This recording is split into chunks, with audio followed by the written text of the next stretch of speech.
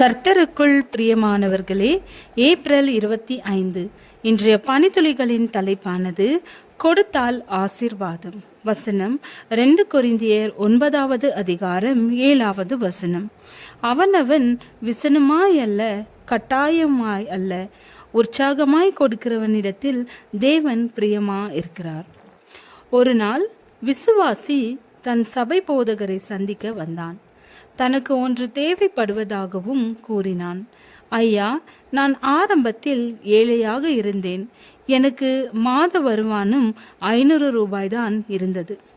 நான் சபையில் சேர்ந்த பின் தசம பாகம் கர்த்தருக்கு பரிசுத்தமானது என்று அறிந்து மாதம் 50 ரூபாய் உண்மையாக தசம பாகம் கொடுக்க ஆரம்பித்தேன்.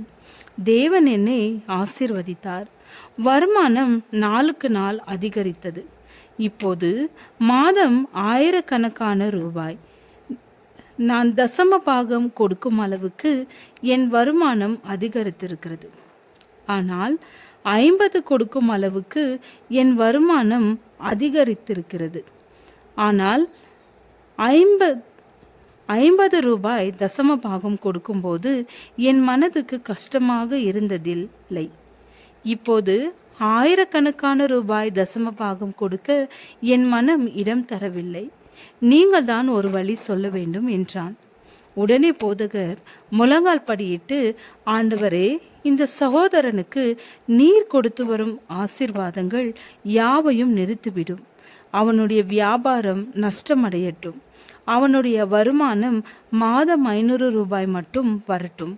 அப்போது மன கஷ்டம் இல்லாமல் அவன் தசம பாகம் கொடுக்க வசதியாக இருக்கும் என்று ஜெபித்தார். அதை கேட்ட இந்த மனிதன் அதிர்ந்து போய், ஐயா, அப்படி ஜெபிக்க வேண்டாம். தேவனுடைய ஆசீர்வாதங்கள் நிறுத்தப்பட வேண்டாம். நான் அவருக்கு இனிமேல் உண்மையாக இருப்பேன் என்று கூறி சென்றான். உன் பொருளாலும் உன் எல்லா விளைவின் முதற் பலனாலும் கர்த்தரை கனம் பண்ணு.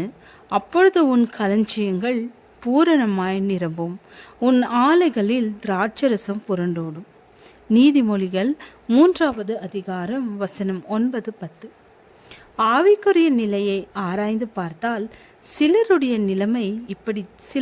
நிலை இப்படித்தான் உள்ளது. எனவே தேவனுக்கு கொடுக்க நாம் தயங்க வேண்டாம். காரணம், அவர் நமக்கு தவிர்க்காமல் கொடுத்து கொண்டிருக்கிறார். நாமும் தாராளமாய் தேவனுக்கு கொடுக்க முன்வர வேண்டும். அதுவே நம் பலனை அதிகரிக்கும். பவுல் சபையை குறித்து சொல்லும்போது, அன்றியும் சகோதரரே, மகதோனியா நாட்டு சபைகளுக்கு தேவன் அளித்த கிருபையை உங்களுக்கு அறிவிக்கிறோம்.